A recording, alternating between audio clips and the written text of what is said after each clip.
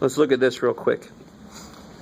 So here, I wasn't feeling very creative. So I just said, let me go talk to 5 people and see how many TVs they have in the house, right? And so nowadays, 9 TVs. I remember the commercial with the guy watching the soccer game, and he opens the drawer, there's a TV there, and he goes in the bathroom, there's a TV in the back of the bathroom door. This is a while back, but anyway, he didn't want to miss a second. So he's got 9 freaking TVs spread around his house, right? And then you got the people here with 1 that works on Tuesdays, so they don't really watch much TV. So you guys with me so far? Sample of 5 people, I ask them how many TVs are in your house. What kind of data is that? What level of data? What can you do with those? Are they really numbers? Are they truly numerical? Yes, so it's not what or what. Nominal. It can't be nominal. I saw way too many people telling me nominal because it's numbers. If it's numbers, real numbers that you can subtract, not like your Social Security number. You can't subtract that and have it make sense. If it's real numbers, it is definitely not nominal. Right? Nominal doesn't mean number. But these would be at least interval, if not ratio. If they were interval, what would be true? You can subtract them and it makes sense. 5 minus 2 is 3. This guy has 3 more TVs than that guy. Because so far it's at least interval. Could it be ratio? 8 divided by 2 is 4. This guy has 4 times as many TVs. As that number makes sense. And 0 would mean you have no TVs. Remember, to be ratio, 0 has to make sense. It has to mean what it's supposed to mean. The absence of whatever the hell I'm measuring. That's why temperature, at least the 2 that we normally know, Fahrenheit, Celsius, does 0 mean the absolute absence of heat? No, because it gets colder, right? So what means, you guys know a 3rd temperature scale? Kelvin. Kelvin. If you hit 0 Kelvin, well, you'll have died long before that. All right, so absolute 0 means no energy. So you're dead. Right, so let's not go there. All right, enough of that. So we did this in class. I even showed you how to do it in the calculator. So on the handout here, I tried to show you exactly what I'm putting into the calculator to do this. This is kind of a small set of data. You don't have to do that necessarily.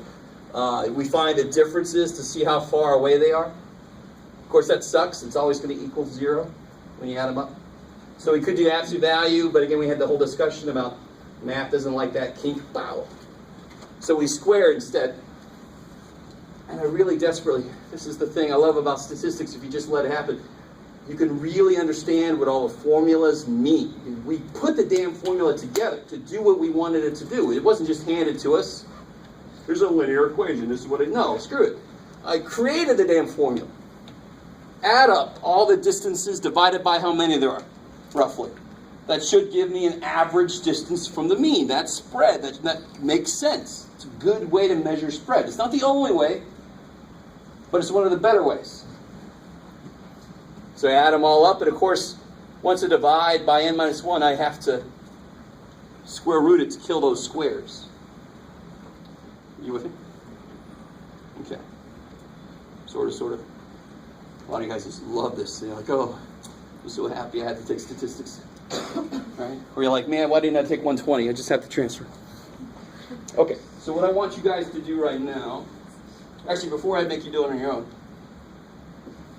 part C, this is something else we talked about last time a little bit.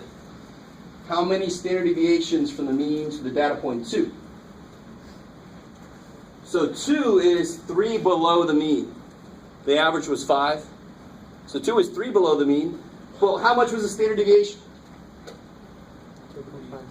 Yeah, so it's not a full step, is it? So if I figure out how many standard deviations away it is, it shouldn't come out to be 1. It's not a full step.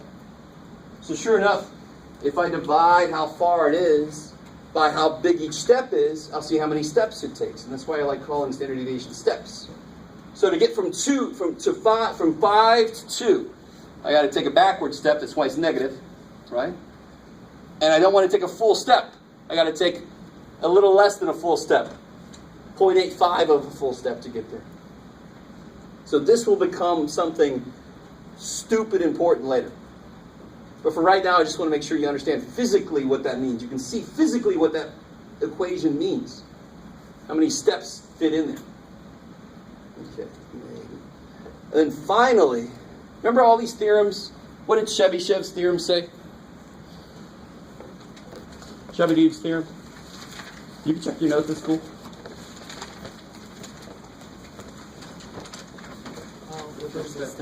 So much. The second step, you encompass so much more in step 4. Beautiful. I love that kind of answer. I don't need specifics, right? It's just the idea that if I take one step out, I catch so much. In fact, Chebyshev really went out on a limb and said if you took one step out, you might catch nothing. But if you go 2 steps out, you have to catch at least 75%, 11, and 3 would be 89%. I love it. Empirical rule is the same kind of thing, but it only works for what kind of distribution? Not just symmetrical, because it's more symmetrical than just normal. It's got to be normal. I love it. And what are the 3 numbers there? Within 1, there's how much data? 68. Within 2, there's 95. Within 3, there's 99.7. So I really desperately want you to understand. We know that heights of people are normally distributed. I don't have to take any people at all to tell you about how many males at Grossmont College are between this height and this height, because I know it's normal. I know exactly all the percentages. Are you guys kind of with me? If I don't know it's normal, I use Chebyshev, but I don't know them exactly. Chebyshev says at least 89, at least 75. Empirical is like exactly this, right? Sorry. Somebody flinched. Listen to me. Okay. So what I did here, people always freak out about this, but I really, obviously I'm a math guy, so I love theorems. That's really nice. But at the same time, I love the concrete stuff too that shows what the theorem's really saying. So what I did here was, I went 1 standard deviation out from the mean. And then I just saw how much data did I catch. Because that's what those theorems really talk about, right? Start from the mean, go 1 step out, 2 steps out. You kind of with me? So if I start at 5 and go 1 step down, I just subtract 3.536. That's 1 step down.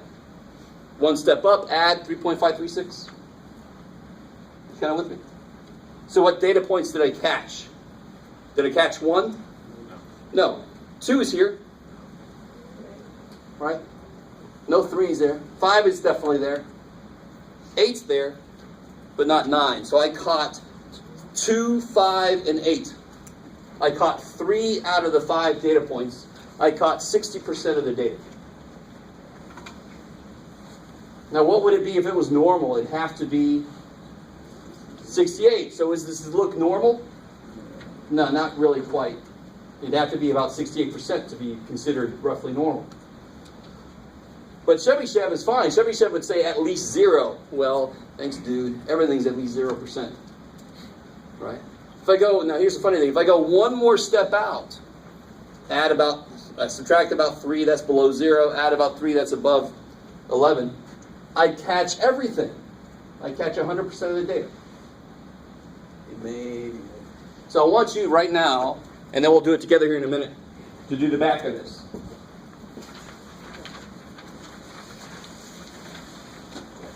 And then I'll do it up here.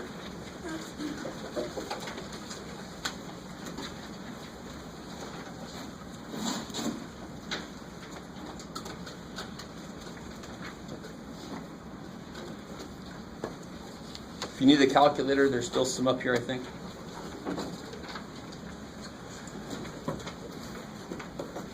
Make sure it turns on.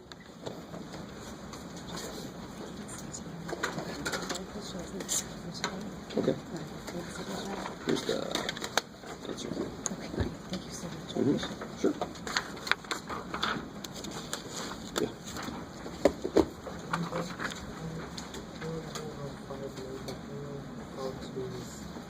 You know, 2 is definitely above this, so it's in here. So I look at all my data values. 1 is down here, so I didn't catch it. So this is my net. 2 is in here. 5 is in here. 8's in there. No. Here's the data points. These are just how far away they are. So the funny thing is, you can kind of see it. If I'm going 3.5 out, I'm going to catch everything that's less than that away. So that's why it makes sense I caught 2, 5, and 8. These are 4 steps away. If I only go this much out, I'm not going to catch them. I like it. Does sound a little bit too much like Pokemon.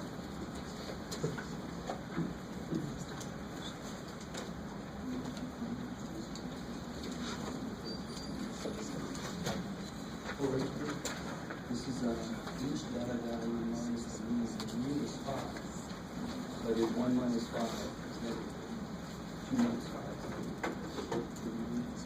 negative. So you have to calculate. That's the first thing you should do.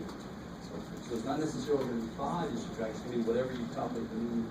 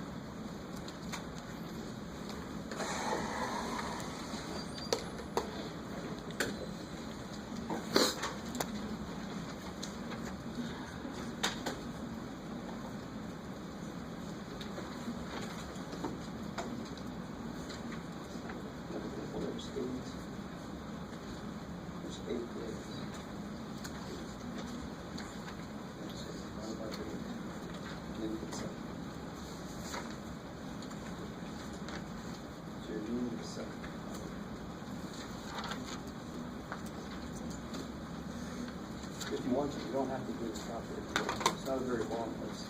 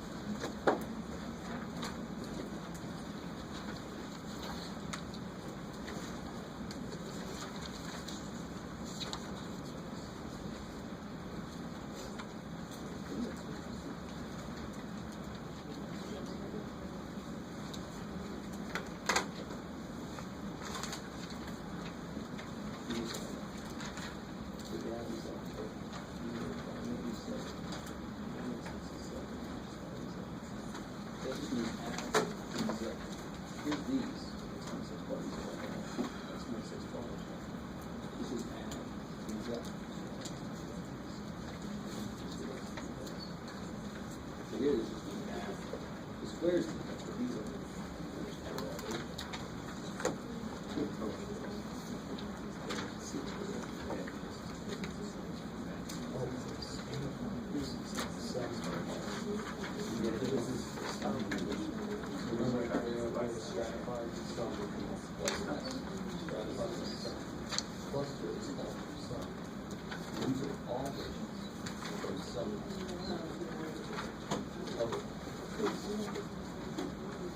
You could go with that, or a sheet of paper, and I'm glad you asked.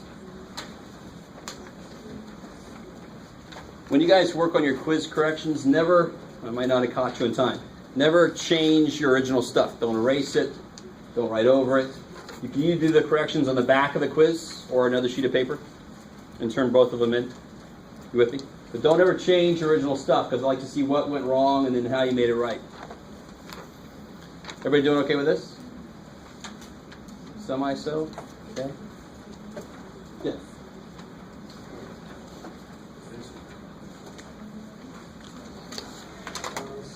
Yeah. So one quick check is if you add all these up, it should always come out to be 0. Or so that this is the sum. Yeah, this is the sum of these. So that's these. And if you add them up, so here, that's squares of those. So you add the squares, so you just add those together. And that goes right to the formula. Cool.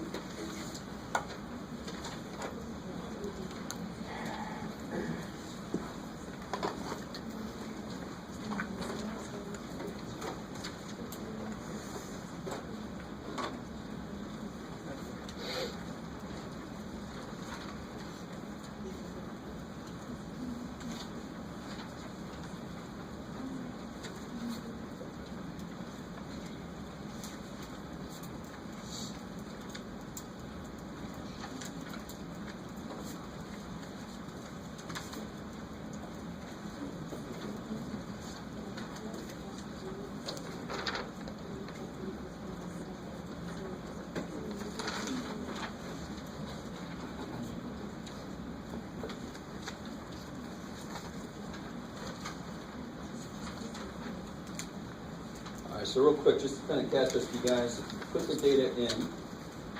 8, 7, 3, 6, 7, 5, 10, 10. That's right. 10, 5, 7, 6, 3, 7, 8. And you'll learn really quickly, either the hard way or just because I'm telling you right now, double check your data before you start to do any damn thing with it. Because it will so suck if you put in there 80 instead of 8. And you do all this work, and the whole thing is so dead wrong. So you want to double check your data before you start doing things with it. Now you can sort them if you want to. How do I sort them? Stat? Good. Sort A.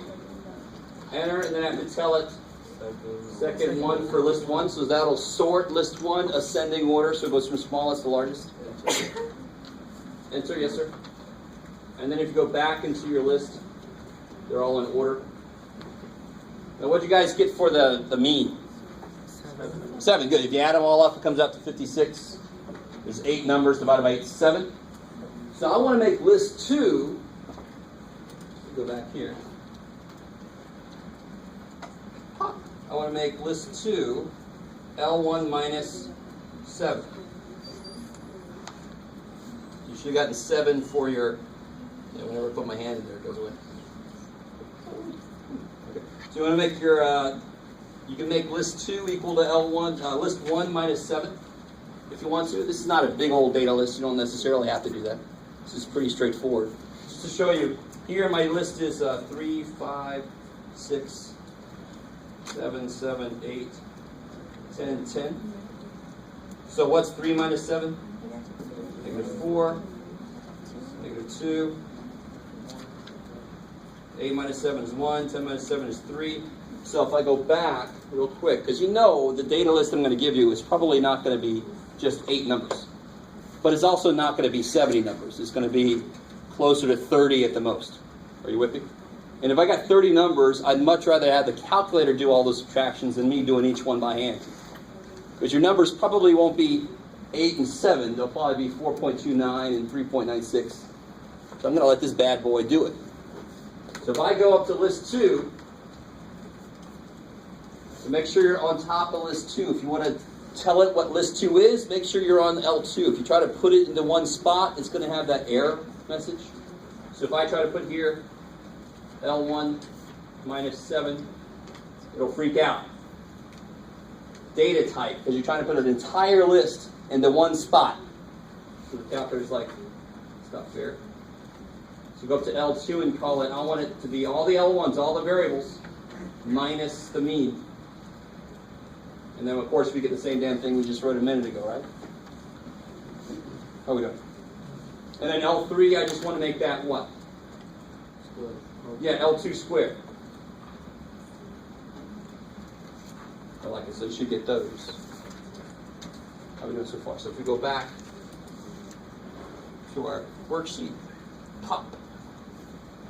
Let's see what we got. So we got 16, 4. You don't have to look there, Jeff. I think you can do these.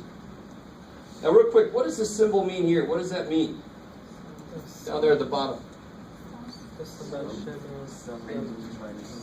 Yeah, so whatever, if I cover the summation symbol up, and this is because we're going to see a lot of formulas throughout the whole semester that have this symbol in it.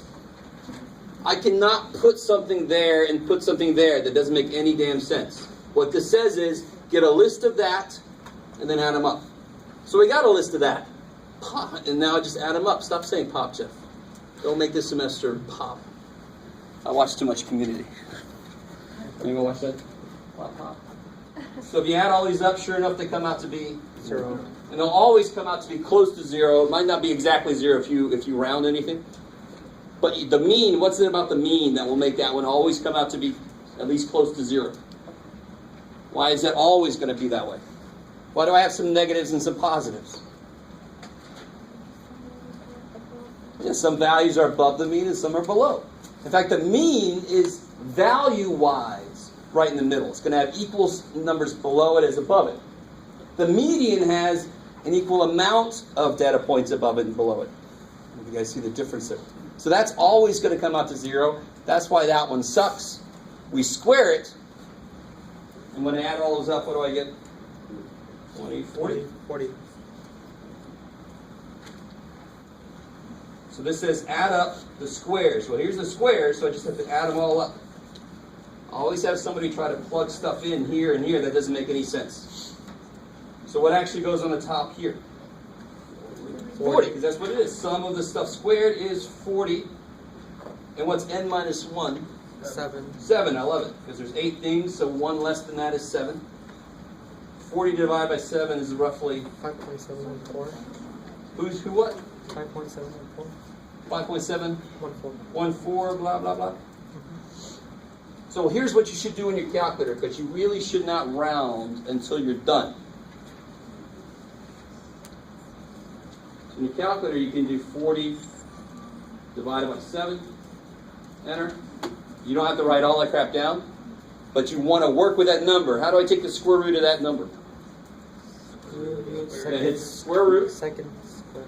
And then second negative sign. I don't know if I've told you this. The little A and S button right there, the A and S, that will become your closest friend on this calculator, because that's the last number that shows up on the screen will always be where the A and S is. So if I have to do something more with the number that's on the screen right now, I can use that button. Oh, let's see. Bam. So square root of the answer, the last thing I just got. And so what is this? Standard deviation. Standard deviation. Standard deviation, I like it. All right. So if we go back, standard deviation, square root of this thing is 2.390. Remember, standard deviation, you always have to go at least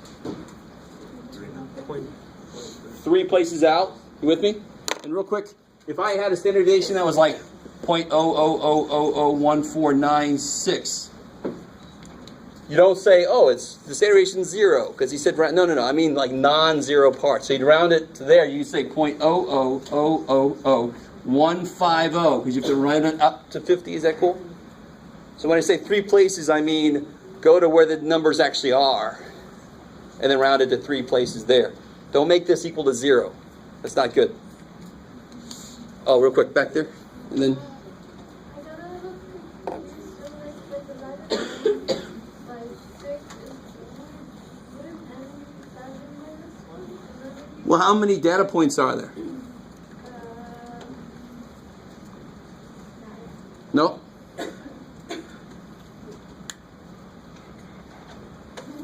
8 data points. So then 8 minus 1, that's where the 7 came from.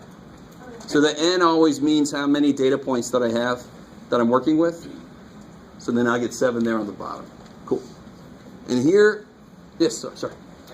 Adding here, when you go to variance, because in the back one you only want 1 decimal, and then here you want 3 decimals. So when will it be? How many decimals do you want? Oh yeah, so this one, I'm not done. I didn't, I think it came out to be exactly 12 and a half. Oh, okay. So that's why I just wrote 12.5. Yeah. But, you know, it's the variance we're not really using. What's important is you don't round too early and you have your standard deviation at least 3 places out. That's what's important. So when you ask for variance, you just put like here 5.714. And that's good. That's So good. Yep. like 3 decimals. That's good. Exactly. Okay. Variance we'll use a little bit later down in chapter 7 and 8. Way down there. Right now it's sort of a middleman. I'm not done with the problem yet if I have the variance. And now here's the reason why some of you guys might not like that I'm making you do this by hand. The calculator, of course, costs a lot of money. It should be able to do all this work for me, and I mean like in one button press. Right? And it can't. And this is where students often come to me after taking stats the last semester, and their instructor let them skip all this stuff, and they just did it in the calculator. But I really, I don't know if you'll believe me or not, if you have the calculator doing all the work for you, you're not going to learn shit. Your little calculator will progress to the next class, and you'll just stay here, right? So I will not, after this first test, I will not make you do this again for standard deviation, because the calculator can get us the standard deviation.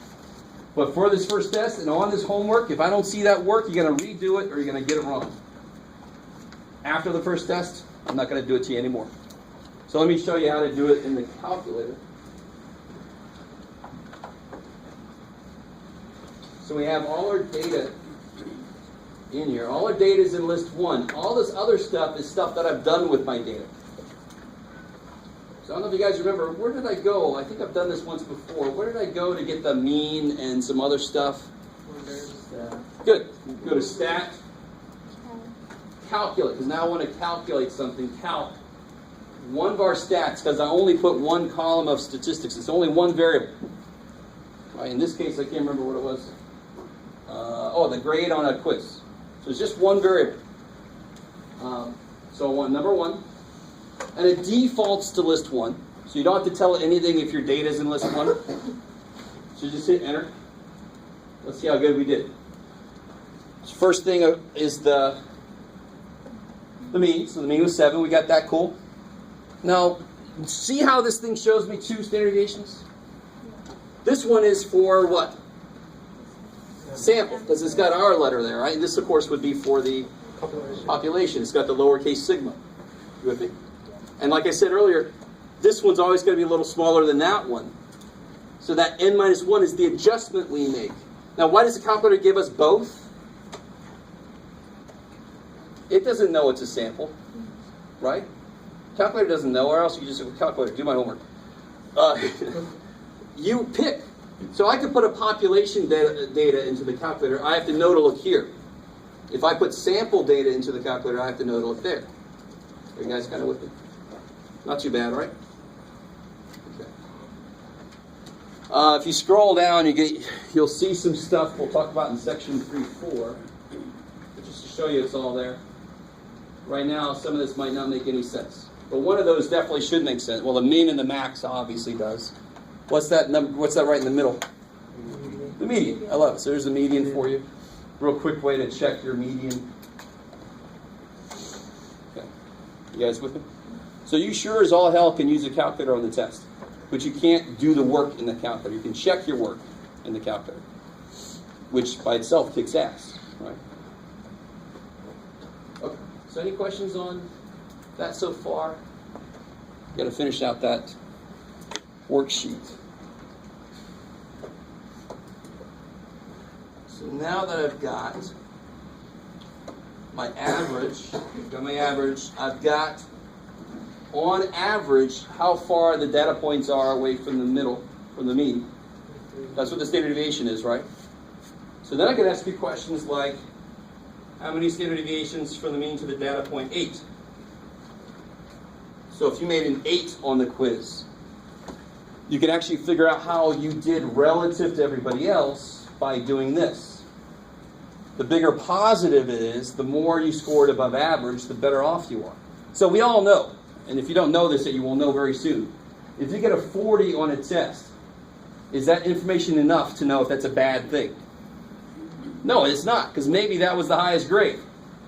If you're in biology especially, or physics, that will become, I remember my very first physics graduate class, I got the test back and I got like 19 out of 48 right. I was like, oh shit, I got a drop. And the teacher was like, good job, Jeff. Where am I? So, I mean, it's just a different, trust me, my God, curve becomes the normal thing if you're going into grad school in almost any field. You cannot take the absolute number by itself to mean anything. You got to wait for the teacher to say what good is, right? You just won't know. I didn't know. So here, to figure out if I got an 8, how well did I do relative to everybody else? I can see how far away my data value is from what I expect, the average. So I'll take my 8, my data point's 8, the average was 7, and the number of steps, how big each step is, 2.39. So this is going to come out positive because 8 is above the average, but it's less than half of a step above the average. All right, what do you guys get for that? Point who what? 0.418. All right, cool. I like it.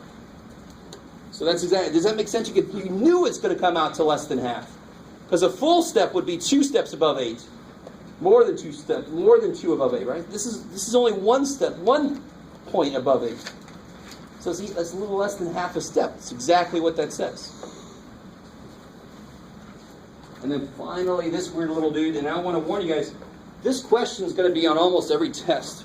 Right? We're going to learn different ways of presenting data, and there'll be different formulas to go with each. But I can always ask this question. Always. You know, what percentage of the data points are within 1 step of the mean? So what's right in the middle? 7. Hell yeah, that's the mean. So what's 1 step up? Yeah, 9.390. And what's 1 step down? Yeah, 4.610. So how many data points are in there? Which data points are in there? So all the way down, does 3 make it in there? Yes. Hell no. Right, 3's down here. So here's my net. How much did I catch? 5 made it in there, right? 6 is in there. 7's in there, obviously. 8's in there. 9 would be in there, but there's no 9. 10 is out here, so I would go up to here. So how many data points did we catch? 5. 5 out of what? 8. So 5 out of 8 is what percent? I like it, 62.5%. 2.5. And that's not terribly far off from an important number. If it was normal, it would be 68. That's not really far away. So you can get a rough feel for if it's roughly normal. Especially if I did 2 steps out and I caught about 95%, then I go, maybe this is normal. To tell if it's really normal, I could just make a histogram, but it's such a small set of data, I'm not going to waste my time, right? You guys kind of with me? A little tiny bit? Okay, a few of you guys are humoring me at least. All right. So hopefully that's a little helpful. That should help you out with section 3.3 homework. Okay. Let me give you the answer key for the practice test, and then we can open the floor up to whatever you guys want to talk about.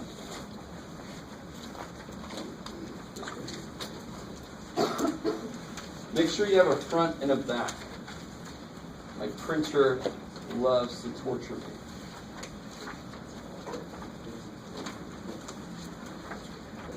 I want to go all office space on that thing.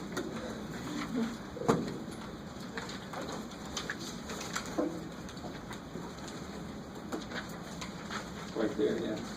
I'll give you one more.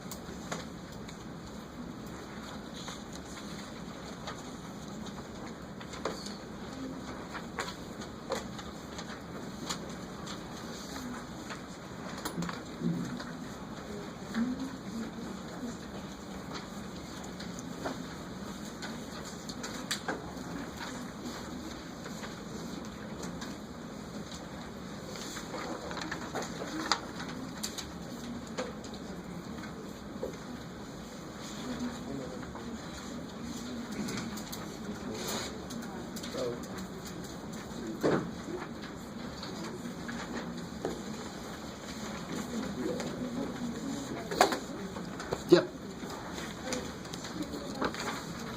No.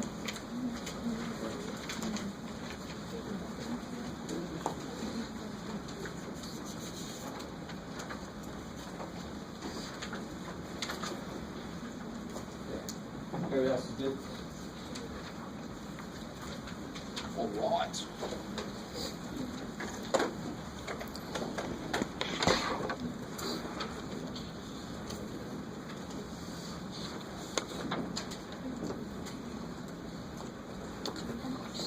Yep.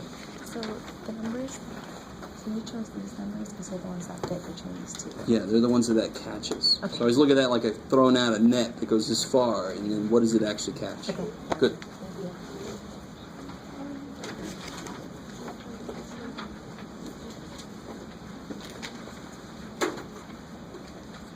you. What's up? Oh, there's good.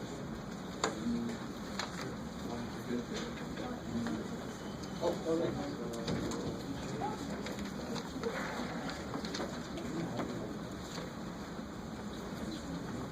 Good question. So thankfully somebody asked this because I almost forgot. For the test, you can have a formula sheet. And what you can do is every time we take another test, you can just keep bringing in your old formula sheets. You could bring in, I don't care how much. I think, have you ever had one where you could only fit whatever on a note card? Yeah. And that's, I think, just because the teachers like to laugh at you. So the older I get, maybe I'll start making people write it on a grain of rice. So you have to learn how to do that. And then you're all like, what's a formula? What is that? So they just, get a really big-ass piece of rice. This is extremely long grain rice. So obviously, it's totally up to you. I'm going to put up here what you could put down. If you really wanted to, chapter 1's all definitions. So you can't have a damn thing down about chapter 1. You can't have anything except formulas. You can't have notes. You can't have examples. You will be turning your formula sheets in with a test. In fact, any paper you have on top of your desk will be turned in. Period. You with me? So no examples, no notes. I hate it when I have to take points off your freaking formula sheet, but I will. If there's too much stuff in there. And don't try to erase it. Don't give me something torn off. You with me? When did you tear the damn thing off? So just don't do any of that stuff. You obviously, if you wanted to, you could have the mean formula, but I'm not sure why you'd want to. You should know the average, how to calculate an average. If you want to put that down there, you can. You could have what about the median? Can you write down? There's that one little thing I showed you. If you want to. Remember that depth? This thing? If you're not sure how to use that, then don't write it down. The last thing you want to do is freak yourself out with your own formula sheet. That'd be bad. You with me? No. Yeah, I don't see any words besides the words I put up here. So for example, mid-range, there's no symbol for that. So that's one word you can have on your formula sheet is the word mid-range. And you remember that formula is? The middle of the range, how do you get there? Careful, that's the evil part. High plus low, because it's the average of the two. And what is high minus low? Range. And that's one you shouldn't need to put down, but if you want to, you can. If you have a relatively new book and it's got that insert in there, you know, that hard paper insert, you can't use that as a formula sheet, but it's a really good place to go and double check to make sure you read my writing correctly. It sucks when somebody thinks that's a 3 and it's really a 2. But Jeff, you put a 3. No, I didn't. I'm not going to do all the work for you. You got to go make sure you get the right formula now. Look through the book and make sure you get the right formula down. What else can we put up here, obviously? Probably what we just did, right? So you can have up here sigma. Put the variance up here if you want to. And if you had this one, what would be the changes there for that one? Yeah, on the bottom would be n minus 1. And what goes on the top here? I love it. This is all sample. And you're right. Now, these are both formulas for the variance. Like somebody just said, you'd have to do what to get the standard deviation? Square root. So if you really want to, you can put down square root. It's up to you how much of this you really want to put down there.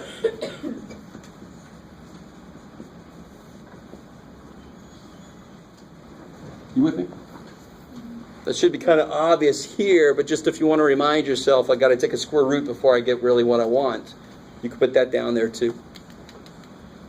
Turn around.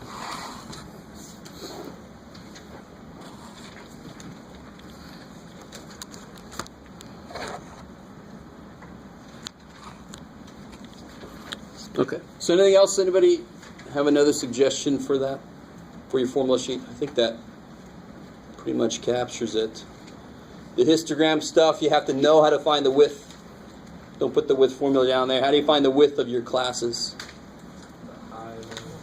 Good. The range divided by number of classes. I love it. So you just got to know that. I don't think there's anything else really that we've hit. Section 3.4 is going to have some more formulas, but we don't have 3.4 on the test yet. All right, cool. So we'll stay there until somebody has another suggestion for this, and I'll tell you if it's good or not.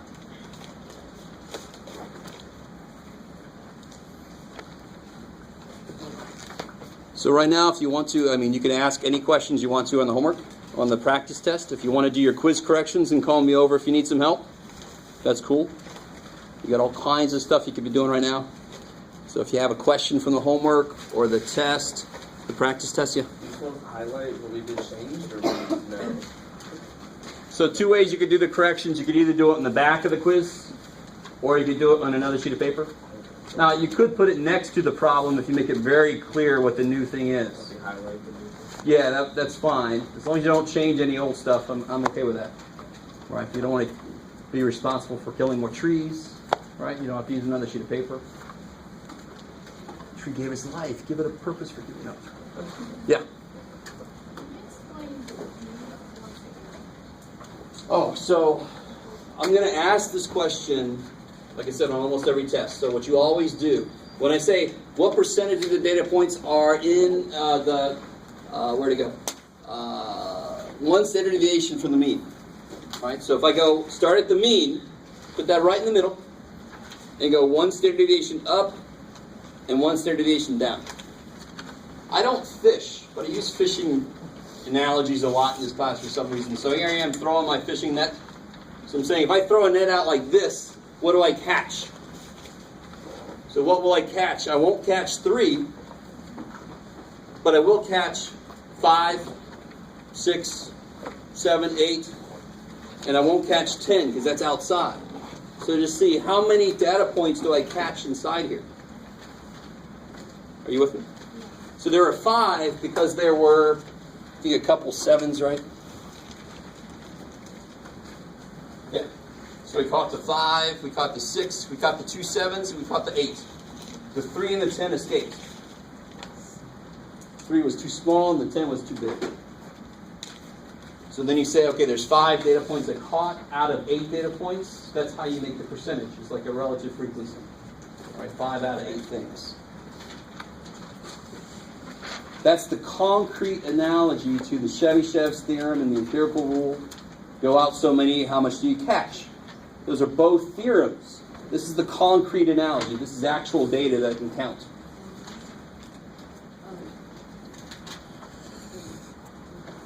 And what really, I want you to ask, what really kind of sucks about right now where we are is, this is the baby steps. This is the basic skills for really being able to analyze something. We had the definitions, which is always fun, but you have to know what the words mean. Then we had histograms, which aren't that bad, and those are actually pretty useful. And then we had the mean, the median, the mode, which everybody kind of knew a little bit about, but now we've kind of formalized. And then standard deviation, which is a new thing. So we're not really fully capable yet to really do statistical analyses where I can make a conclusion, where I can do something. We're not there yet. So sometimes it's a little bit easy to be disconnected, to be like, what does this have to do with anything?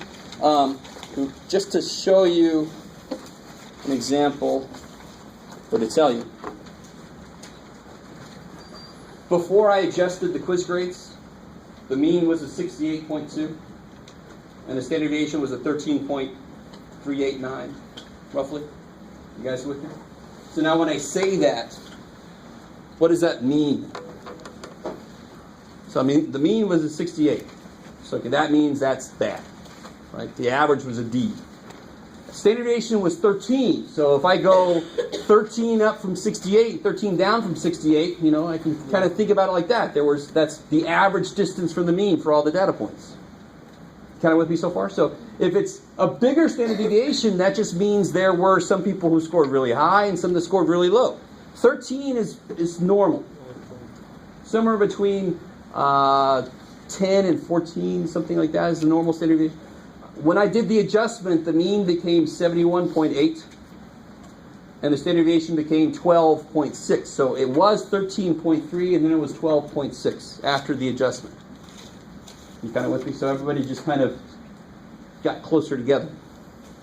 Because people up here couldn't go very far up from there, but people way down there could come up a lot more. That's why everybody kind of got a little bit tighter. Okay, maybe. All right, at least you're all looking at me. That's good. So you're like, oh, whatever. I love it. Yes, ma'am. I just wanted to ask you, on the level of data, you have two. Oh, yeah, definitely. Are there two answers to it? There's a couple of, on the quiz, there were a couple of those level of data problems that I would actually accept two different things as long as you explained it to me correctly. Especially the one that was the number of line, you're standing in line at the deli. I mean, the obvious one, and a lot of you guys said something like nominal because it's in order. I'm like, damn, order means what? What level? Ordinal, right? They go together. So if you're saying to yourself it's got to be in some kind of order, you know it's at least ordinal. Now, I agreed with the people that said interval. If you explained to me, you could see how far you've got to go if you take the difference. If they're on number 7 and I'm holding number 11, I got 4 more to go. You guys kind of with me? So that was beautiful. As long as you explain the way you're looking at it, I would accept those two answers. Now, I wouldn't really accept nominal because you're in a deli. Why the hell do you take a number?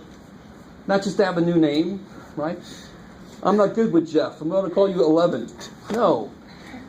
You guys kind of with me? So nominal was not good enough. I don't care how you explained it. There's at least some kind of order to it. But I would go for interval too if you explained it how you were looking at it. You guys kind of with me?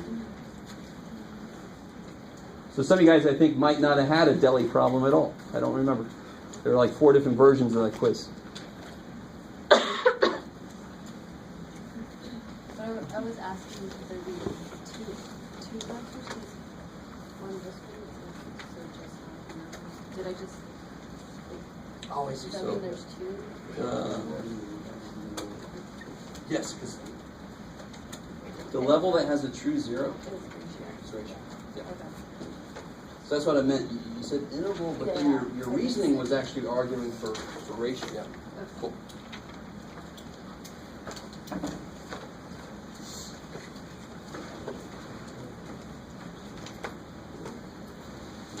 Oh.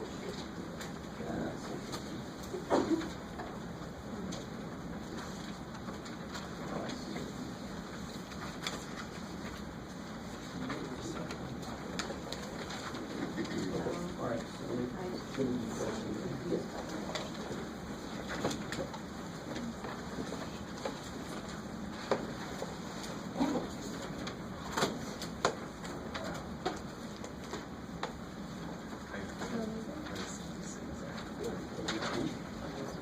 So I'll give you some points back and turn that in.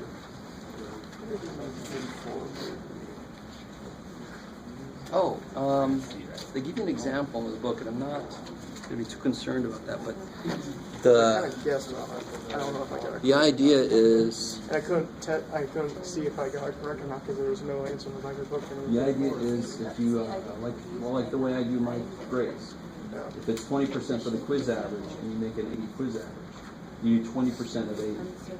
So I did it correctly then. Yeah. Because think about it, if you, real quick, if you had 5 grades and you add them all up to find the average, it doesn't really matter. So you add them all up, so you divide by 5. There's 180, there's 181. So you're actually doing, they all get 20%. You kind of with me? So when you just take a straight average, you're assuming they're all equally weighted. If they're not equally weighted, then you just multiply whatever weight they actually are. And then add those that's up. what I did with this. Yeah, exactly. So you just multiply that by the weight they gave you? Yeah. Add up to that store. I just didn't include the weight.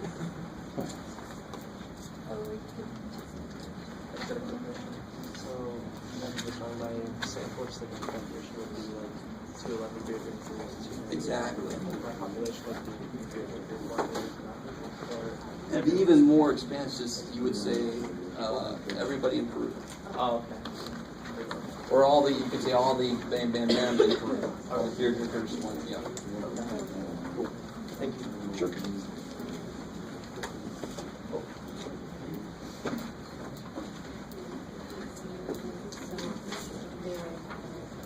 So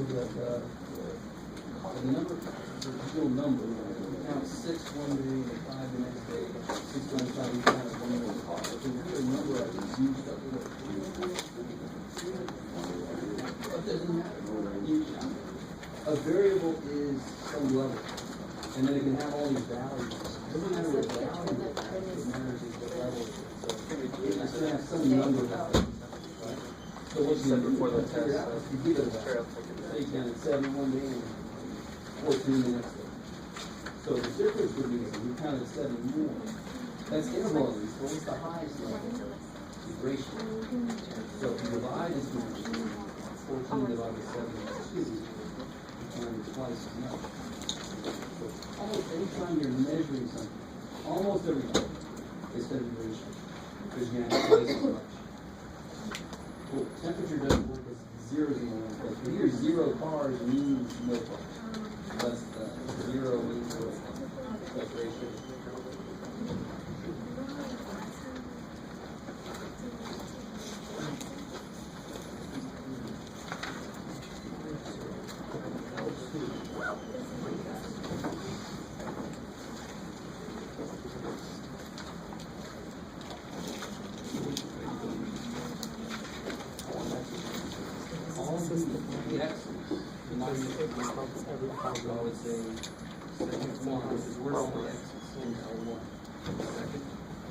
I don't know, look at the answer.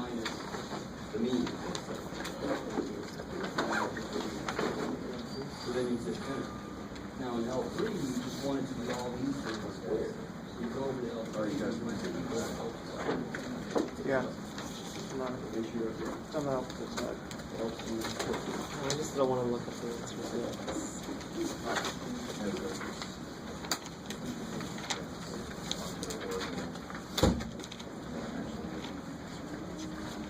Yes. So the whole thing, the only thing that makes this is the fact that it's talking about ground or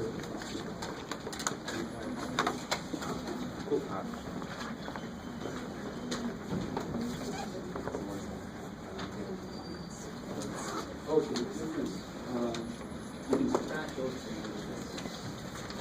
That's what the difference is.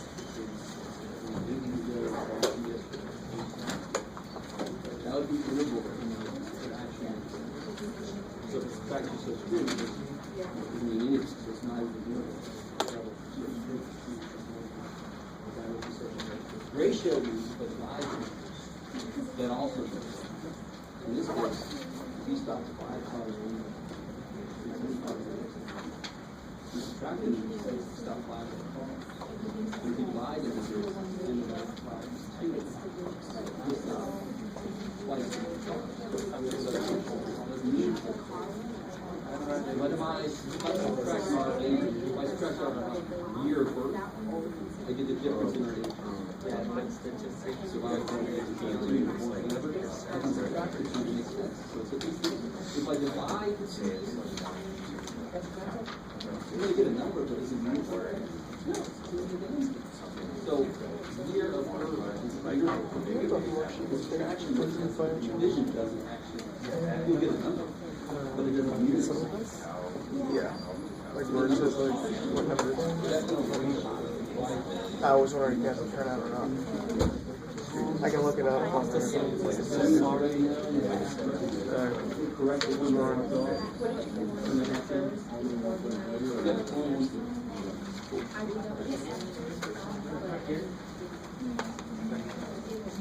Oh, yeah.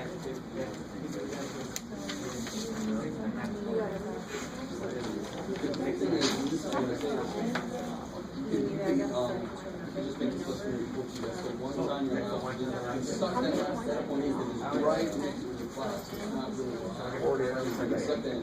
They'll always have. They're all 40. I was guessing. I was hoping it was going to be better than the 74. Same here, except I got a 71 or I got a 73. 71 too. I think I'll go either a 73 or I guess in a few things. Really Yeah, what so I I realized. what's the stone like a C? Like a minus itself? I got a 73. I'm guessing, yeah. You got the first one right? So when classes are like, Yeah, I got the first one right. That, no, but day after that. Did we all get different either ones? right at or That's what I the last one. We have different tests. Oh, are they all different or just There's 4 different tests. so we all have different your first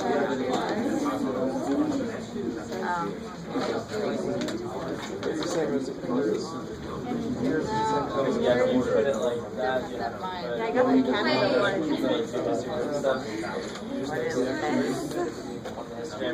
It's to discourage cheating. Yeah. I don't cheat. Very effective, though. You guys know that. It sucks though when you're trying to compare answers after you get Yeah, that. I know. Trying to Look lose at your yourself. scores like, no, it's 46. I know, right? What's the force? You got anything. That's pretty smart though. Interval 0 would be. Yeah, except there's no 4 numbers on there. Ratio 0. Oh, it's only per page. It would be 50, so the width is 9. So for the class, it's 50.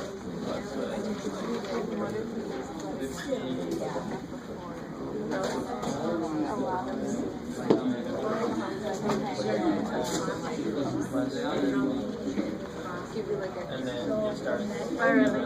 It's like an extra. I mean, that just helps me when I make histogram. Oh, wow.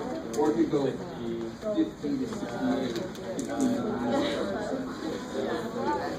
What method? You don't have to do that weird like you were talking about.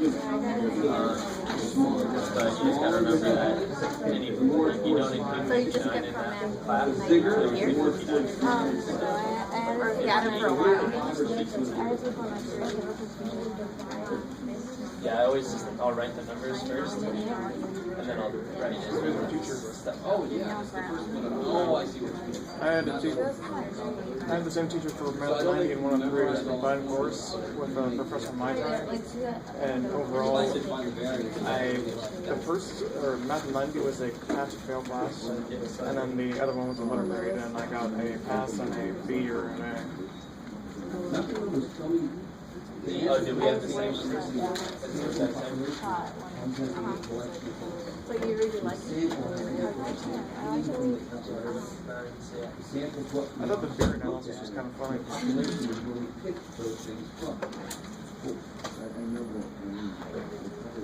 go to the first number, add 9 to it. just do that for however many classes. Exactly. 5 So, classes. I didn't do one of the sections. Really? Just had one section left, yeah. You're not gonna do it, or you're gonna? I'm gonna do it, just not right now. I don't have the homework. That's exactly, I was trying to population, follow. when they pick the. Yeah. What section was it? It was. That's how you feel about it. Are we? We're not. Yeah, because you're saying We go to 3.3. or whatever, like, You don't have to do one. You don't have to. Yeah. Really? I thought you just said you're not supposed to. No, 3.4 is if you want to add that, boom. But it was like so after. Right now, you And say. then you Chapter write 1 it. to 3.3. With homework, it was just. X greater than or equal to 50 less than 16. All these.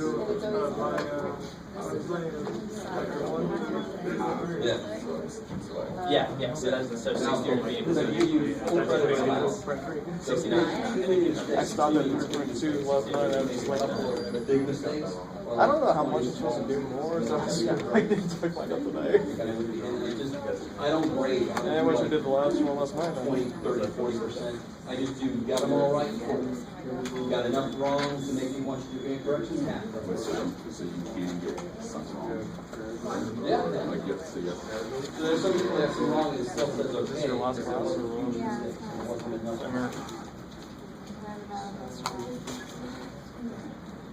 So it's a trade-off. All you gotta do is correct your mistakes. If you get enough corrections, right, you back up and forth. You don't have to make every single one of them right. It's like get enough of them right. Full credit. Yeah, I just don't know which one. Anything that I mark through, like here, you can do this over. That's what basically it has to be 100% correct. Nope. I just said, the ones you correct, you don't have to get every one of them right. You have to get enough. Yeah. Okay, so that's It's gonna That's the trade-off. okay. That makes sense. So half credit doesn't mean you got half of them right. Half credit just means there's enough wrong that I want you to make corrections. Well, I thought it was meant like you have to do No, I don't grade. 100% correct in order to get 100. And when you miss a couple, then it's 50. There's several people that's got okay on it, but they made a few mistakes. Okay. But nothing major. Okay. Thank you. So, the difference between discrete and continuous is discrete is like